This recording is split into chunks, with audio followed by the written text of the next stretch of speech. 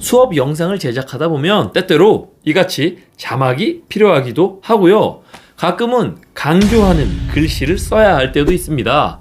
그럴 때 글씨를 어떤 폰트로 쓰느냐에 따라서 또 글씨에 어떤 효과를 적용하느냐에 따라서 영상의 느낌이 완전히 달라지기도 합니다. 그래서 오늘은 수업 영상에 예쁜 글씨를 효과적으로 쓰는 방법에 대해서 알아보겠습니다.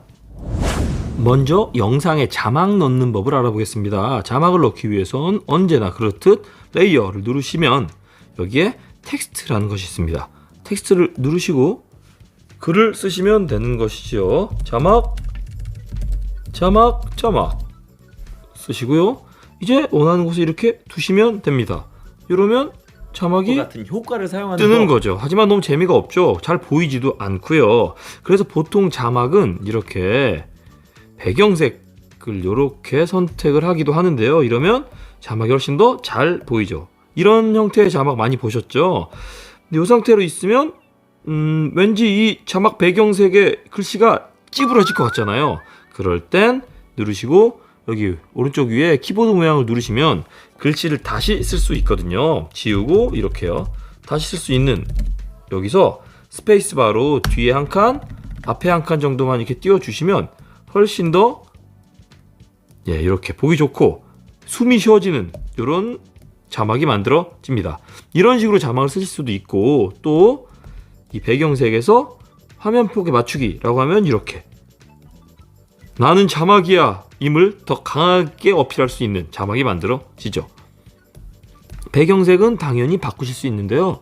요걸 누르시면 이걸 누르시면 배경색을 이렇게 붉게도 바꿀 수 있고요. 바꿀 수 있습니다. 이 색을 바꾸는 방식은 이게 글씨가 됐든 뭐가 됐든 다 같은 형태인데요. 이렇게 판에서 선택할 수도 있고 요 위에 부분 누르시면 최근 사용한 색상 팔레트도 있고요. 그냥 직접 이렇게 RGB를 선택하셔서 색을 만드실 수도 있고요. 다양한 방법을 사용하실 수 있습니다. 이렇게 색을 선택할 수도 있지만 투명도를 선택할 수도 있거든요. 그래서 배경색에 들어가셔서 이 바가 바로 색의 투명도를 선택하는 바입니다. 이렇게 하면 이렇게 되고요. 이렇게 하면 투명도가 점점점 높아지죠. 이런 형태로 원하는 자막바를 만드시면 되겠습니다. 이번엔 글씨를 쓰는 법, 예쁜 글씨를 쓰는 법에 대해서 알아보겠습니다. 똑같이 레이어 들어가시고 텍스트에서 글씨를 쓰시고 이 상태로는 기본 글씨체니까 이제 폰트를 바꿔 보기 위해서 이렇게 이거 보이시죠? 요거를 눌러 주시면 다양한 글씨체가 있습니다. 기본적으로 저는 한국어에 들어가 있고요. 이건 다 제가 다운받은 거고 글씨체를 다운받으시기 위해선 여기 요 상점에 들어가 주시면 들어가셔서 한국어를 선택하시면 이렇게 다양한 한국어 글씨체가 있습니다. 이 중에 원하는 걸 다운받아 쓰시면 되죠. 저는 깔끔한 걸 좋아해서 이렇게 깔끔한 이런 글씨를 다운받기 위해서 이렇게 다운로드를 누르시면 다운이 되고요. 다운이 끝나면 여기에 이렇게 방금 받은 글씨체가 이렇게 있죠. 선택하시면 이렇게 됩니다. 지금은 하얀색 글씨인데 이제 글씨 색도 바꾸고 싶고 테두리도 바꾸고 그림자도 넣고 싶잖아요. 이제 그런 건 어떻게 하는 거냐면 먼저 글씨색을 바꾸기 위해선 이렇게 오른쪽 위에 색을 누르시고 아까 한 것처럼 색 하나를 선택해 주시면 됩니다. 이렇게요. 이런 식으로 해도 되고요. 그리고 여기에 윤곽선을 넣는 것도 있고요. 아래 가면 이렇게 윤곽선이라는 게 있잖아요. 이걸 누르시면 윤곽선이 들어갑니다. 저는 지금 글씨를 검은색으로 했으니까 윤곽선을 하얀색으로 한번 해볼게요. 이렇게요. 훨씬 더 예쁜 글씨가 됐죠.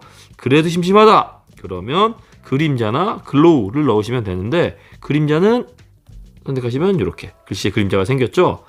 그림자와 글씨 사이의 거리를 조정할 수도 있고 그림자의 각도를 조정할 수도 있고요. 이렇게 그림자가 퍼지는 정도, 그림자의 크기까지도 선택하실 수 있습니다. 이렇게 선택하실 수 있죠. 글로우는 글씨 바깥쪽에 이렇게 빛이 나는 효과를 주는 건데 이런 식으로 빛이 나는 효과를 줄 수 있지요. 이런 형태로요. 여기서 이제 지금 영상을 보시는 분들의 취향대로 하시면 되겠습니다. 저는 사실 이 정도를 가장 좋아하고요.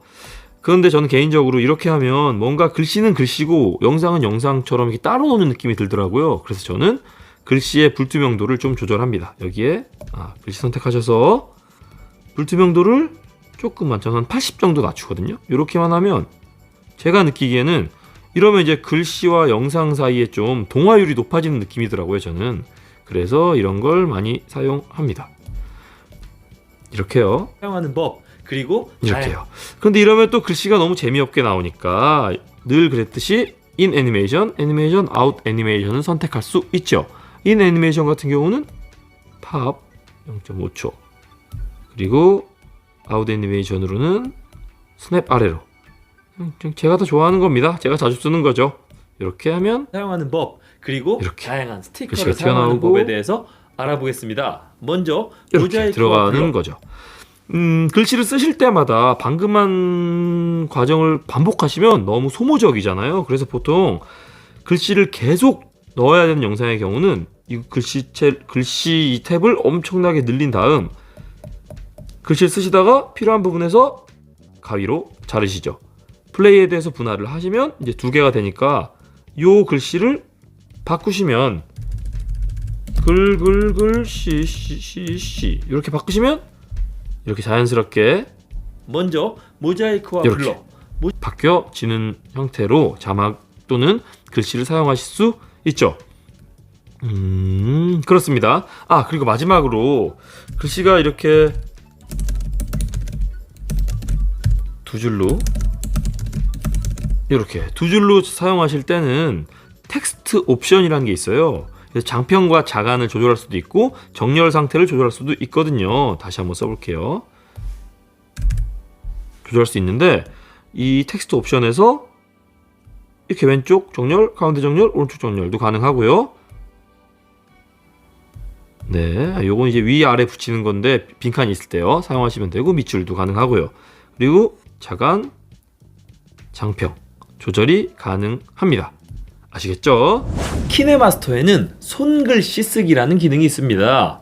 직접 글을 쓰거나 그림을 그릴 수 있는 기능이죠. 저는 굉장한 악필이라서 이 기능을 자주 사용하지는 않지만 종종 아주 유용하게 사용하고 있습니다. 손글씨는 레이어에서 손글씨를 선택을 하시면 이렇게 손글씨 바가 나타납니다. 그럼 이 바에 들어오시면 클릭하시면 요 왼쪽 여기 자동으로 눌러져 있어요. 여기 글씨를 쓸 수 있는 상황인데 이렇게 누르시면 다양한 툴이 있습니다. 먼저 가장 왼쪽에 위에 있는 건 단순 글씨 쓰는 툴이에요. 글씨. 지금은 제가 투명도를 높게 해놨네요. 다시 투명도를 한번 낮게 해볼게요. 낮게 하고 펜촉을 조그맣게 하고요. 쓰면 이렇게 글씨를 쓸 수 있죠. 쓸 수 있습니다. 단순히 글씨만 쓸 수 있는 것이 아니고요. 이렇게 물론 이런 펜도 있고 이렇게 선을 그을 수도 있습니다. 제가 굉장히 자주 사용하는 기능인데 이렇게 하면 자동으로 직선이 그어지는 기능이 이렇게 있고요. 색을 한번 바꿔볼까요? 너무 칙칙한데. 네, 이렇게 자동으로 직선이 그어지는 기능, 자동으로 화살표가 만들어지는 기능도 있고요. 양쪽 화살표도 이렇게 가능하고요. X자도 가능합니다. 색이 질리니까 색을 바꿔볼까요? 네, 이렇게 X자도 가능하죠. 네모, 동그라미, 빵꾸난 네모, 빵꾸난 동그라미 모두 가능합니다. 그리고 지우고 싶으실 땐 이 지우개를 누르셔서 이렇게 일부만 지우실 수도 있고요. 이 오른쪽에 있는 걸 누르셔서 모두 다 지우실 수도 있습니다. 지금 같은 경우는 이렇게 지금 이 선의 굵기를 이렇게 얇게 해놨는데요. 이렇게 선의 굵기를 굵게 하시면 이렇게 선의 굵기에 따라 다른 그림을 그릴 수도 있습니다.